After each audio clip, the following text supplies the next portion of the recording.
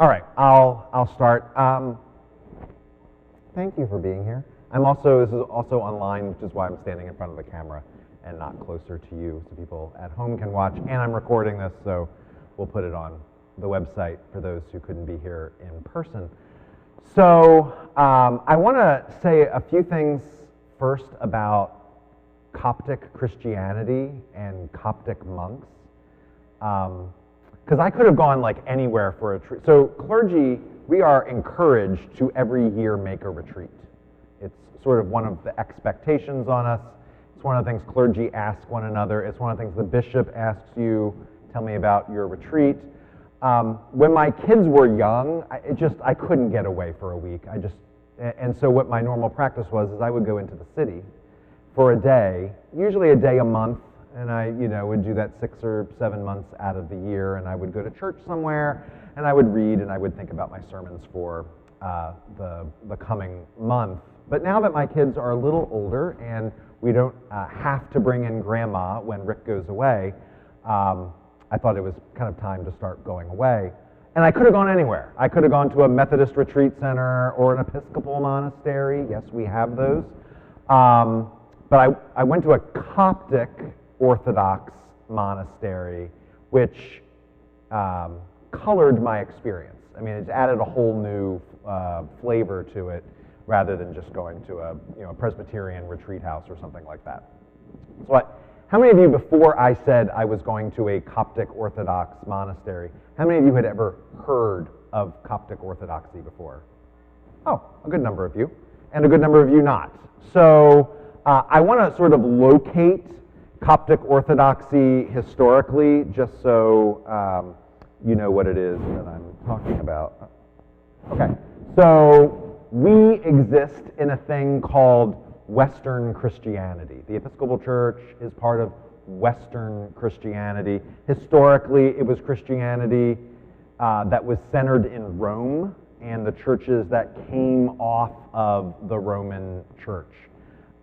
Pretty much every church in Bernards Township is Western Christian. And while there are things that make us wildly different one from another, there are some things that hold us in common.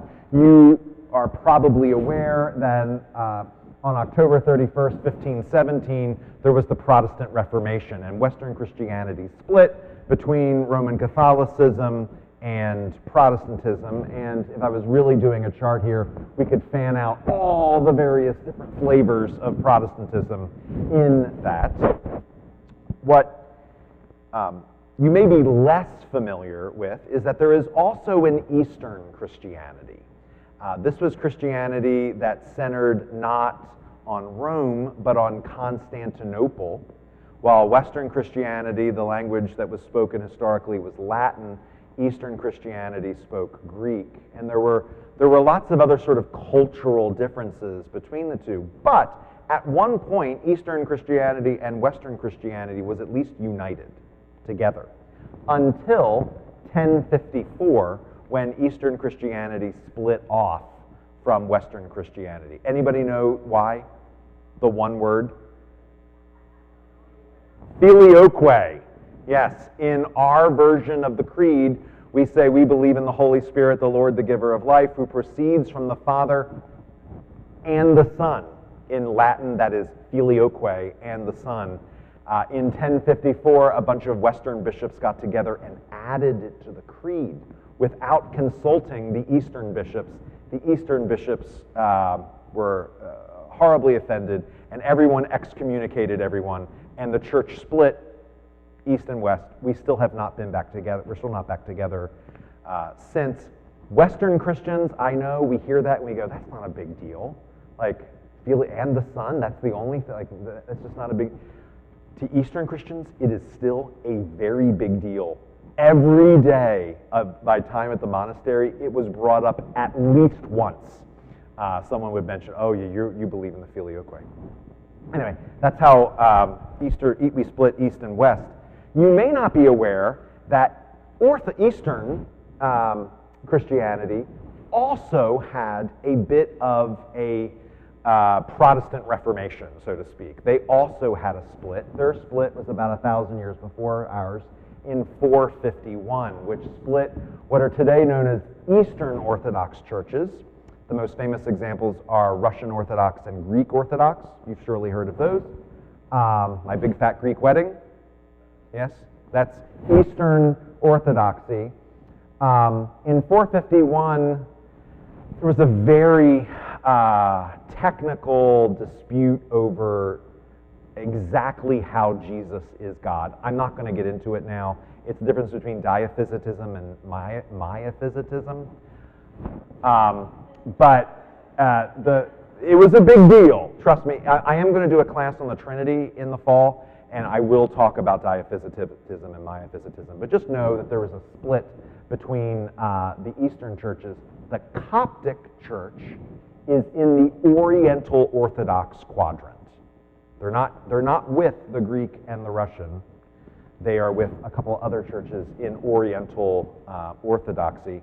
If we did an actual graph and showed the exact layout of Christianity in the world, of the about 3 billion Christians in the world, 53% are Roman Catholic, 33% are Protestant, which means 88% of Christianity globally is Western Christian.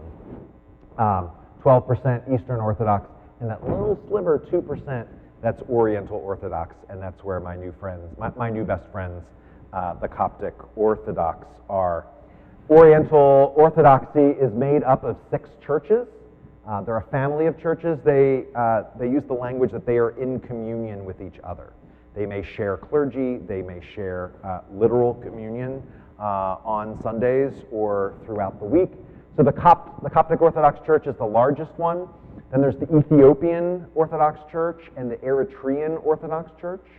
If you go down Eastern Africa, you got Egypt, you got the Sudan, then you got Eritrea, and then Ethiopia. And they're all Oriental Orthodox. Syriac Orthodox Church of Antioch, that's in Syria. The Armenian Apostolic Church, obviously in Armenia. And the Malankara Church, which is a family of churches in India. So I'm going to say a few things about specifically the Coptic Church. And most of this I learned while I was there at the monastery. They have been an oppressed minority in Egypt since the 7th century. And I mean seriously oppressed. What happened in the 7th century? The Muslims arrived on the scene. And Muslim tribes came through and took over Egypt. Egypt, which was at that point almost entirely Christian, the Christians became a very small minority. To this day, it is, so you can be a Christian in Egypt. That is not illegal. You cannot talk to someone who is not Christian about Christianity. We would call that evangelism or proselytization. It is illegal. You can go to jail. People do go to jail. While Christianity is a legal and accepted religion in Egypt, officially, unofficially, the government does things to sort of knock the legs out from underneath of them. And because of that, officially, the Coptic Church has to be very careful what it says about the government. The rise of ISIS did a lot of things, but with the rise of ISIS, you had terrorist attacks in other places of the Middle East. It gave the Coptic Church opportunity to talk against Islamic oppression of Christianity, because they could talk about it in other countries, but they couldn't talk about it in Egypt. That would get them in trouble. So oppressed minority. A lot of Copts leave Egypt because of that, and there's a large, sizable Coptic community in New York and New Jersey, and then another sizable, very large population in Southern California. And they come here because we have religious freedom, and they're not oppressed here. They can do and believe as they will. So when I was there, I've said this to many of you, for a week, I was the only native English speaker that I saw. Everyone spoke English, but not natively. Everyone spoke. What do they speak in Egypt? Arabic. Everyone spoke Arabic. Their worship books are in Arabic. There's also a column for English, and then there's another column for Coptic. So Coptic, the Copts, they claim that they descended from the pharaohs. The language of ancient Egypt, obviously hieroglyphics, turned into hieratic script, which was sort of semi-hieroglyphics, which then turned into Coptic. And so the only place in Egypt where Coptic, the ancient language of Egypt, is spoken is in the Coptic Orthodox Church. And so a lot of their prayers are in Coptic, a lot of their hymns are in Coptic. It's loosely, you can sort of see its Greek undertones. So when I looked at the Coptic script, I could sort of understand what was going on. Like, oh, I know that word, and oh, I know that word, and I can kind of figure out what that word means. But obviously, I had no clue when it came to Arabic at all.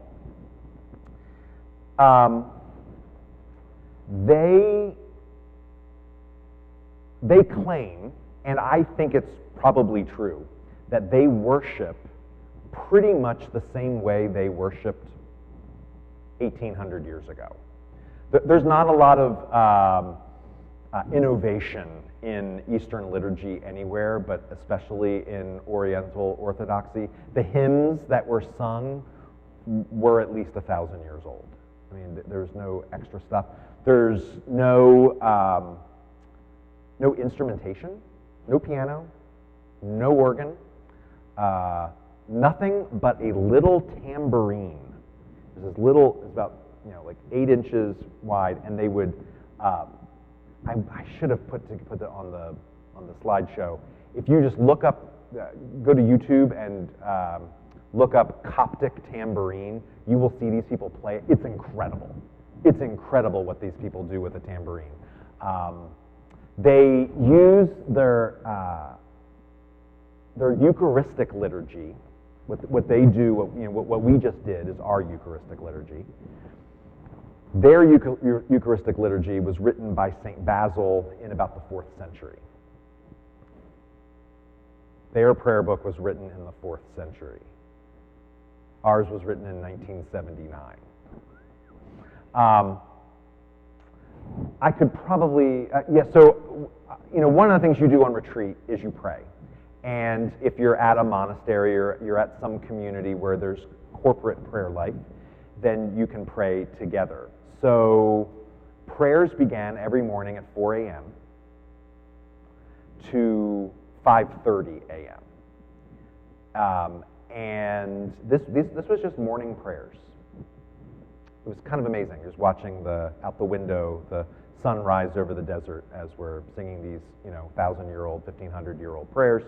And then we got a break, and then we came back on most days around 9 a.m. for Eucharist, which lasted 2.5 hours with no sermon. That's 2.5 hours without a sermon. I think the only time they do sermons at the monastery are on Sundays when there are other people around. So you're probably talking at 3 hours at that point. They asked me one time how long our services were. And I said, well, hour 15. I could not break it to them that our 8 o'clock service is 45 minutes. I could not do that to them. The way I sort of explain their liturgy, and I sat through 5 Eucharists. I was not allowed to participate because we are not in communion with them, but I could pray with them and sing with them and do everything else. is that things that take us, it's the same basic liturgy. I mean, the same skeleton of what we do is what they do. But things that take us seconds to do will take them 10 minutes to do. For example, the fraction. So there's the part where I break the bread. Alleluia, Christ our Passover is sacrificed for us. Therefore, let us keep the feast. Alleluia. Done. Okay, 15 seconds. They have a procession, and then they sing a litany, and then the incense has to go around, and then they sing a hymn, and then they do something else, and then they break the bread. So they take much longer to do certain things. So 4 a.m. to 5:30 a.m. prayers, 9 to 11:30 Eucharist, and then 5 to around 6 were evening prayers. The rest of the day we had to ourselves. The monks would go off to their jobs around the monastery, and I would go back to my cell. I'll show you a picture of my cell in a little bit. One of the features that's kind of famous, like if you've heard of Coptic Christianity before, is that Copts pray the entire book of Psalms every day. I pray the entire book of Psalms every month, and it's like 30 minutes a day for me. They do the entire book of Psalms. They do it a little faster, and I never knew they did it this way until I had my experience there. They would go around when it was time to do Psalms. They go, Jerry, 120, 121, 122, 123, 124, 125, 126, 127, 120. They would assign the Psalms, go, and then each of you pray the Psalms that you were given. So they do pray the entire book of Psalms, but not every one of them prays the entire book of Psalms every day, but all 150 Psalms are prayed. So, who founded Coptic Christianity?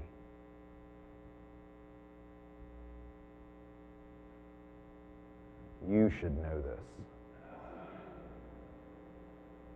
He's our guy, St. Mark. So they believe that after Mark was finished with his travels with Paul, going around the northern Mediterranean, evangelizing and spreading the gospel, that Mark then went south to across the Mediterranean to Egypt. Most Coptic Orthodox churches in America are called St. Mark's. I was very proud, obviously. Every time they say at my church, and I go, oh, we're a St. Mark. And they go, oh, that's very good. And they talk about Mark a lot. Mark has, their churches, just like other Orthodox churches, are filled with icons. The whole front of the, I have a picture of the church in a moment. The whole front of the church glistens with the gold of the icons. And there's always an icon of Mark there. Here's an interesting thing. When they entered into the church, when you come in, a Copt enters into the church, there's all these icons all over the place. And each person goes in, and I called it saying hi to the saints. They would go up to an icon, they would kiss their hand, and then they kiss the icon. And then they kiss the next icon, and the next icon. And I mean like in the middle of the liturgy. Sometimes African, the way they tell time in Africa is a little different, right? They're not quite as regimented as we are. People would show up to liturgy half hour late, 40 minutes late, not a big deal. Priests are there doing stuff. They just come right in, walk around the priest, kissing and saying hi to the saints as they entered. And then when they left, they said goodbye to the saints, each and every one of them, and then they left. I liked that. The other thing they did related to that is when they greeted each other, can you come here, Jerry, in front of the camera so that they can see this? So they explain this to me. This only happens on monasteries, But monks are not supposed to be physical beings. They are, they're not supposed to touch people. They don't hug. They are chaste and careful about human interaction. So they don't shake hands because that's it's a lot of physicality, and so they do this. They sort of brush hands. They sort of bow. Can you bow? Okay. They brush hands, and they kiss like that. That was their greeting. The way they pass the peace, like we pass the peace, they go like this. They both hands, and then kiss like that. Thank you. That's it. Well done, Jerry. Congratulations.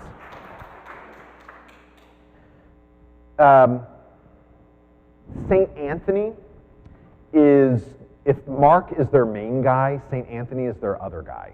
So St. Anthony is the first.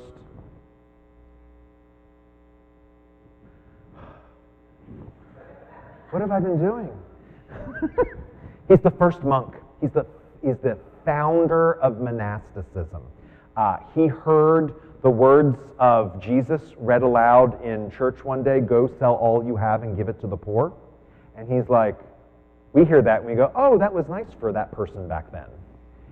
He heard that and was like, "I have to do that." And he sold everything he had and he went out into the desert of Egypt, and a community of other people started following him and also selling all they had and giving it to the poor and joining him for a life of prayer. And this becomes what's known as Christian monasticism. It is founded on Anthony. There's a monastery. So I was at St. Anthony Coptic Orthodox Monastery in Southern California.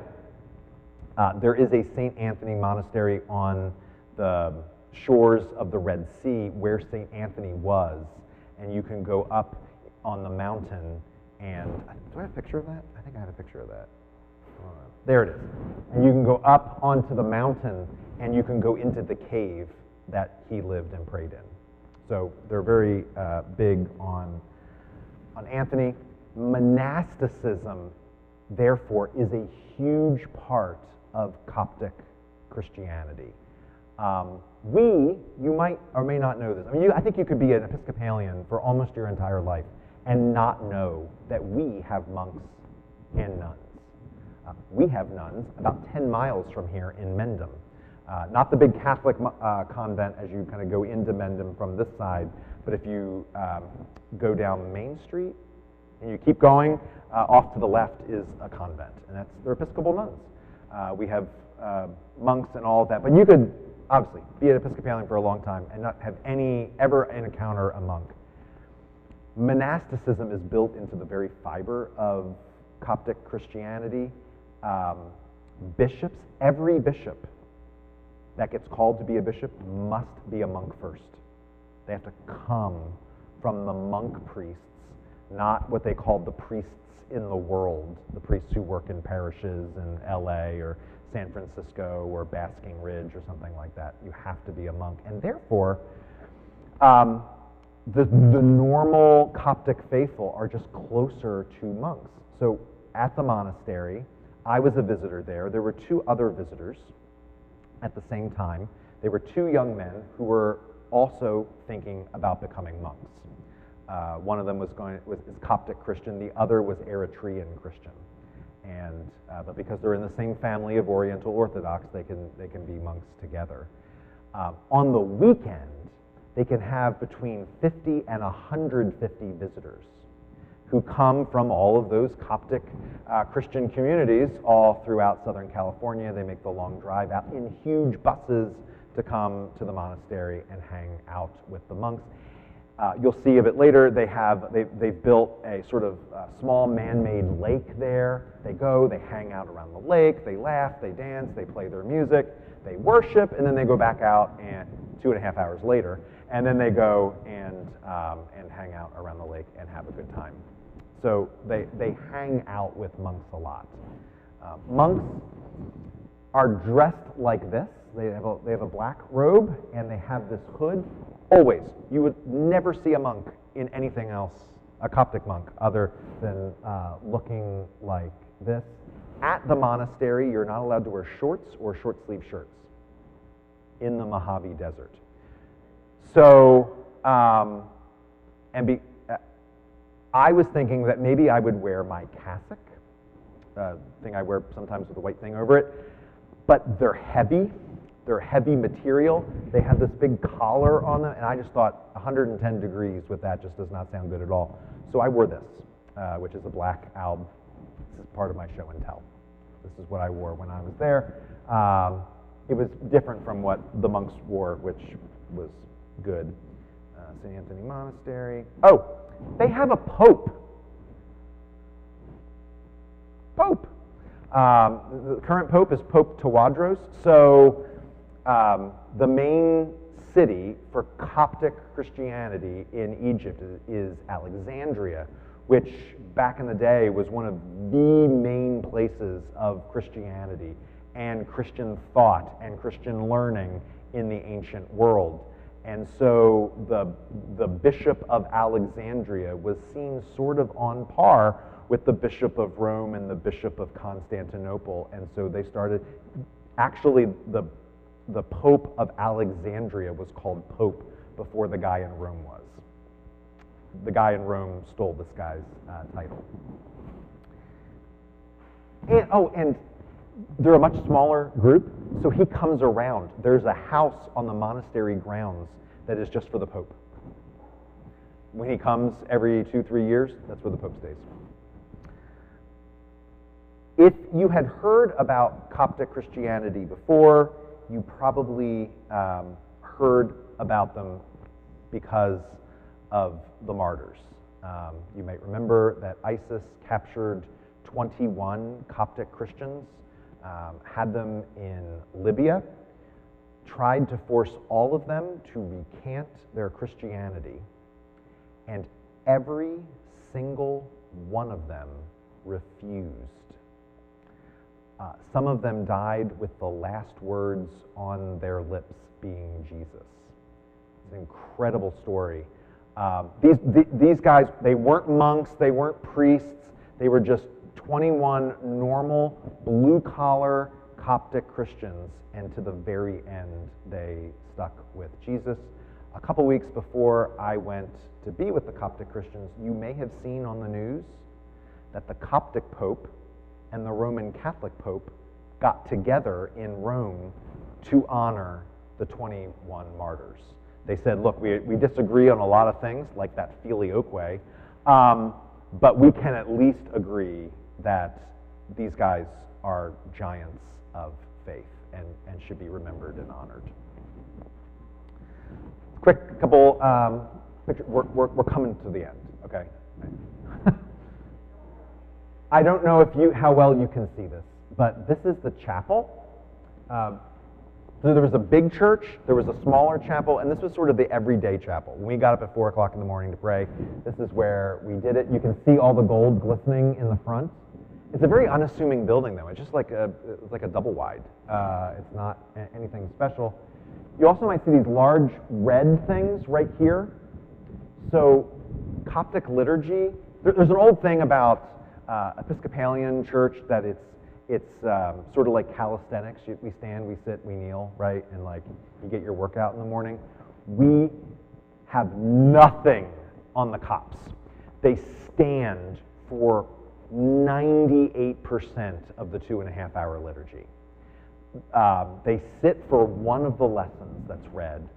And then there's some other times they're like falling on the floor, and then they get up and they fall on the floor again, and they go say hi to the saints, and they come back.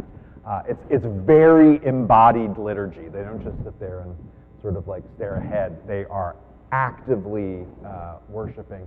And so those large things there are standing desks, where you put your sort of prayer books up. You could kind of lean on it, take a little weight off your feet, but you could stand for the prayers the whole time.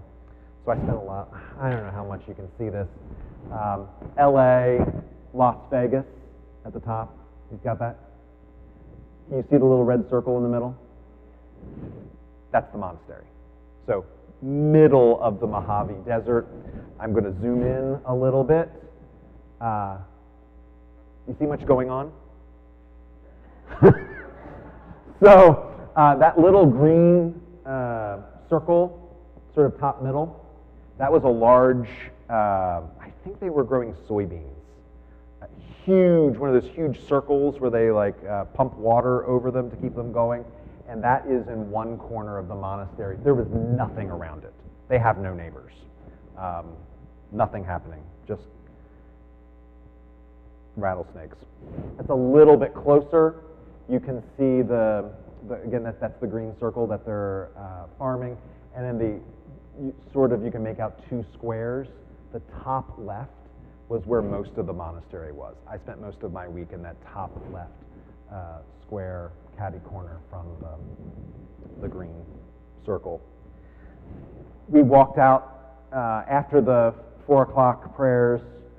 Most days we would walk out into the desert, and it was cool. It was like 55 degrees. It was beautiful, best part of the day.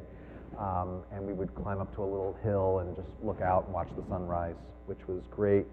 This is one of the signs as you come into the monastery. Caution, scorpions and snakes. Yeah. This is my cell. So this door right here was the little cell that I had. There was basically a double wide that was divided into 4 mini apartments. So I had a little sitting room with a desk. I had a room to sleep in, and I had my own bathroom with a shower, which I was not expecting. It was pretty. They kept apologizing through the week. Oh, I'm so sorry. This is all we can offer you. I'm like, this is so much more than I expected. This is where we ate. I ate with the monks. People who were not clergy ate at a different place, but I ate with the monks. I don't know if you can see at the top, but they had all these scripture quotes around the top. They're all in Arabic, which was just wild. I just never had seen anything like that before. This is the lovely little lake that they built, and really is like a little oasis in the desert. Birds everywhere. The birds were almost deafening, and only around the lake. It was beautiful. And that's where the cops who come in from outside, they go and hang out around the lake in between going to liturgies. They have a huge church called St. Moses and St. Mary. Not the normal Moses we think of, but the other Moses I talked about in my sermon a few weeks ago. This is inside that church. Again, lots of icons, lots of pictures of. This is above the back door. This is one of the icons. It's huge. I mean, it's 50 feet across. The monk who was showing me around was really proud that Jesus, the Good Shepherd, is standing there with his flock of sheep, and that all the sheep are different colors. Like Jesus is the Good Shepherd of all of us, which I thought was just really great. And that's just my last night. I took some pictures out before I came back. So, just to wrap up, when you go away on retreat, the things you're trying to do is reconnect with God, sort of get out of the daily life, the busyness. So no email, I don't have phone calls being returned, no meetings, no service. The only thing I had to focus on was praying, resting, and reading. I read a bunch while I was there. I read a bunch of Egyptian saints and what they had read, sort of to round out my journey. So I certainly got that. I would have gotten rest and prayer, again, if I went to the Presbyterian retreat center somewhere. The thing I got from going here was seeing this faith that I've had for my entire life in a completely different light, right? There were parts, they were so curious. I was the first, they've been here for 40 years. I was the first Episcopal priest that has been there. They were so curious about, what it means to be an Episcopalian, what it means to be a Western Christian, what it means with that filioque stuff. Like, they were so curious, and they were so open with sharing their own tradition with me, that I feel like I got such a richer experience than had I gone somewhere else where it was so familiar and we didn't have to do all the translation back and forth. So, any questions? Yeah. So women are allowed on the grounds of the monastery, only during the day. They have another place about 20 minutes away, which is what they call their family retreat center. And that's where women can stay. But women are not allowed to stay overnight on the grounds of the monastery. I did not see any women until the last day, Friday, when the bus came in from Sacramento with all the Coptic Christians who had come for the weekend. Then a bunch of women rolled off the bus and came to church. But the rest of the week, it was just us boys. Yeah, Marcy. Oh, yeah, okay. So Copts fast 210 days out of the year. More than half the year, they fast. Fasting does not mean they eat no food. It means they eat no breakfast. They delay their first meal. And when they're fasting, they eat vegan. So they'll eat a vegan lunch and a vegan dinner with very little extra stuff on top. And that's it. I arrived on Sunday after church. I got on a plane and I flew out there. I arrived at 11:30 at night. That was a feast day. I left on Saturday at 2:30 in the morning. That was a feast day. Monday through Friday were fast days. I planned my retreat very badly. Next year I have to look at the fasting schedule or something. But honestly, the food was so different to me that I didn't feel like I was missing out. So it was lots of beans, lots of rice. One night we had some pasta with our beans. Just lots of vegetables. Everything was so fresh. A couple monks, their entire job at the monastery is to cook the food. It was Middle Eastern, right? Lots of pita, and it was good. They kept apologizing. Oh, we're so sorry. This is all we. And I was like, this is great. Are you kidding me? This is wonderful. Drink. So when it's not a fast day, they would have wine at the table, or juice or water. It is the desert. You got to drink a lot of water. But on fast, it's just water, coffee. You are not, so they do a Eucharistic fast. If you're having Eucharist that day, you have a total fast, no water, from midnight until you take communion. So I didn't get my cup of coffee in the morning. I'm up at 4 o'clock in the morning with no coffee. That was tough. My first cup of coffee was at noon every day, which was 3 o'clock our time here. So my body was looking for it. A headache? I actually didn't. I didn't get a headache. I thought I was going to. I know. I thought I was going to. I don't know. So much was changed, and my body didn't know what time it was, and yeah, I just didn't. What's that? I'm not used to being in the desert. My body didn't quite know what time it was, so yeah. In general, my experience was wonderful. It was great. It was everything I had wanted and more. And part of it was just they were so gracious and humble. So gracious and humble. As I was leaving, they must have asked me 50 times, pray for us, pray for us, pray for us. When I got home at 10:30 that Saturday night. I crawled in bed. I got a phone call from Father Serapamon, who runs the monastery, and he said, I wanted to make sure you got home and you're okay. Pray for us. Could not have been lovelier. On my last night, I was in bed because I was getting up at 2:30 in the morning to leave, and I got a call from Father Serapamon. Can me and Father, I forget his name, can we come to your cell? Sure. So I got up and got ready, and they housed me, they fed me, they showed me around, and then they felt like they had to give me a gift. So they gave me an icon of St. Anthony. I was like, you're giving me a gift? Are you kidding me? It's wonderful. So, would they come here? No. And they just don't leave the monastery. I mean, so this is interesting, when you become a monk, you spend 3 years in the monastery just trying it out. And then you're like, I'm in. And if they accept you and you're ready to make the commitment, your ordination as a monk, you lay down on the floor of the chapel.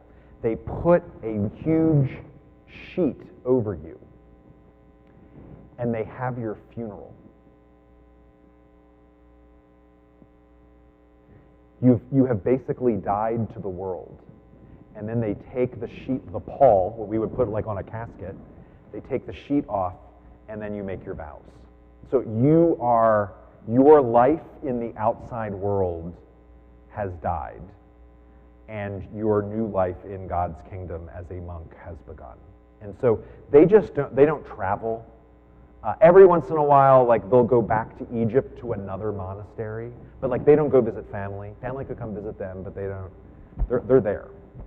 So unless they had like official monk business in Basking Ridge,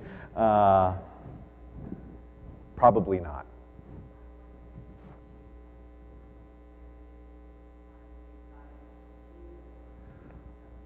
Well, yeah, that's all it. I mean, that is it.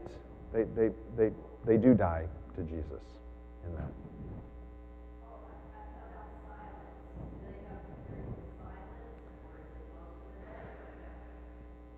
Not really. It's quiet anyway. There's not a lot of, you don't hear ha ha ha. Like you don't. It's still, but there's no like forced silence. They eat in silence. You do not talk when you eat, but they play. I think most of the time I was there, it was the Bible. So they listened to the scriptures in Arabic while we ate. So I just ate. What's that? So yes, but nothing that we would recognize at all. They have not a single hymn that we have in our hymnal or that we would ever sing here do they sing. Their chants, they're very quick. Most of them are very upbeat with the tambourine going in the background, but I did not recognize a single thing that they sang. And I could not imagine them just like breaking out in Amazing Grace or something like that. Like it would not fit at all. And yeah, I'm planning on going back.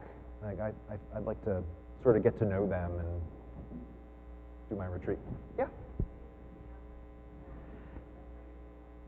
So they're not going back home ever again.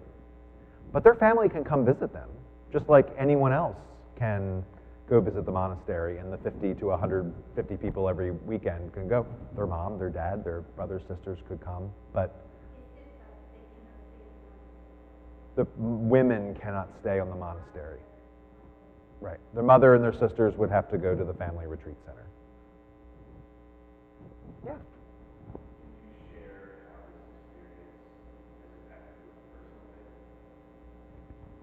Yeah, I mean, I'm still like processing the thing. I mean, so one of the things I've been thinking about a lot is that our worship is a lot of us talking to each other. Their worship was very clearly, they were not talking to the congregation. Everyone was talking to God at the whole time. Their altar, like ours, was sort of like out like this. It was not up against a wall. But the priests and all the clergy were like this. I mean, there was this sense of we are directing our collective prayer. So we have the Lord be with you, and also with you, and peace be with you, and like this sort of back and forth where their stuff is, they have a little bit of that, but it's sort of suppressed, and most of it is directed to God. So it's sort of like coming back and going through our liturgy. I'm sort of more mindful of when it is that I'm speaking to God rather than speaking amongst ourselves. So that's one of the things. They do a lot of like, in their 2.5 hour Eucharist, the first hour is basically prep. So they're praying for the sick, and they're praying for the travelers, and they're praying for people of faith and people that haven't found the faith yet. They do this whole hour of prayers to get them ready to then be able to do the Eucharist. So I usually pray on Sunday mornings anyway, but it's sort of changed how I do that and made me sort of rethink. It was more like series of litanies. They have a litany for travelers, and then a litany for prayers for the sick, and then a litany for the church, and then I never identified anything that is similar to our collect. You guys ask great questions. Lily.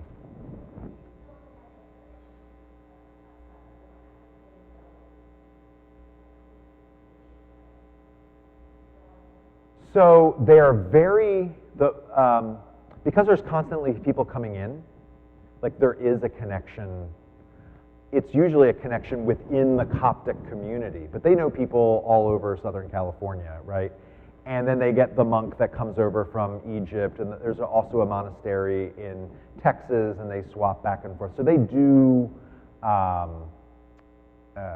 it's not total lockdown, like they don't know what's going on outside of the doors of the monastery. They also, and this kind of shocked me, they all have cell phones. They all have, that stand I showed you in the front of the church. Like all the monks would whip out their phones, and their worship, their prayers.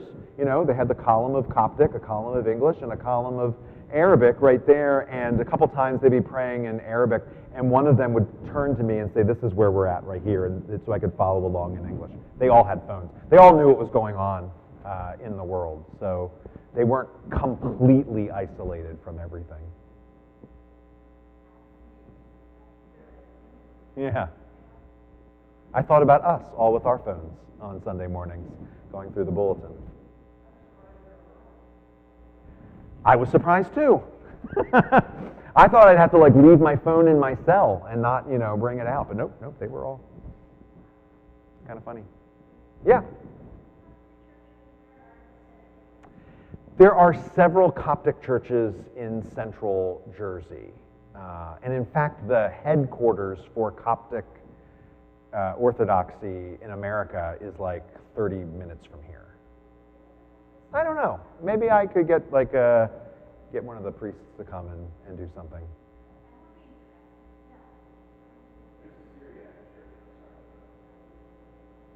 I will say they had very little knowledge of Western Christianity, other than the filioque, which they mentioned all the time. They're like, so you have no icons in your church? That just totally blew their mind. And I'm like, well, we can have icons, we just don't have them all over the place. And when I said that our new bishop was about to be a woman, that was what? They can be a priest? And I was like, yes. And can they do everything a priest can do? Yes. You saw their heads just sort of exploding with that. So they had very little, I was the first Episcopalian to probably walk on those grounds in 40 years. So they had very little back. There is, Episcopalians are part of the Anglican Communion. The Anglican Communion has a group that meets with the Oriental Orthodox, and we discuss theology, and we agree on things, and we disagree on things, but mostly we get together around the things we can agree on. We just signed a big agreement with them 2 years ago. So Copts and Anglicans do get together officially. Yeah. Oh, they have all sacraments. Yes, everything. What's that? Oh, no. They have an immersion tank for baptisms. It's quite incredible. And then they have a little one for babies, because they fully immerse babies too, whoosh, 3 times completely into the water and out of the water. Yeah. Here's a couple interesting things. Only one service on a Sunday. In a Coptic Orthodox church, you have one service. There's no earlies. Oh, maybe we'll do a Saturday night. No. You do one Eucharist a weekend is all you're allowed. I mean, it's 2.5 hours long. So you can't, do a lot of them. The other guy that was there, Stephanos, who was the Eritrean, he said in the Eritrean Orthodox Church, the priests and some of the leaders arrive at the church at 3 a.m. and start the liturgy, and it goes till 1 p.m. So he's like, these cops with their only 2.5 hour service. I mean, come on, they're barely doing anything. So, Martha. It's like 40 years that they've been there. It's growing, and they're doing lots of work on it now. Desert spirituality, monks in the desert, it's what they know from Egypt. It'd be kind of weird to all of a sudden put them in a rainforest. So they're kind of looking for deserts. And this piece of property came available 40 years ago. The Coptic Pope said, let's buy it.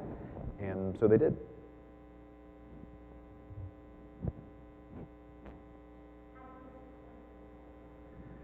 How do they support themselves? I'm not 100% sure because